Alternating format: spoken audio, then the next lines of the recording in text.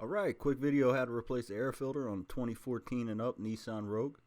First thing we need to get out the way is this air box, or air duct, I'm sorry. This helps the air get into the engine. You got a couple clips here and one clip here.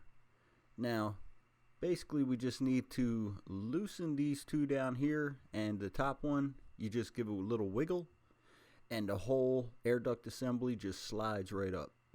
Then you have two metal spring clips on the air box you need to unhook, and the front opens up and you just slide the air filter right out.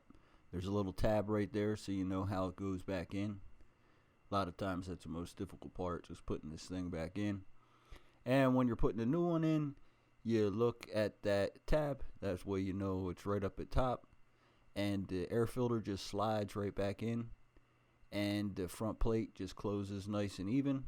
Resecure those spring clips, and then this air duct is going to slide right back into place, and once it's fully down you'll hear it click, but it just slides right back in there.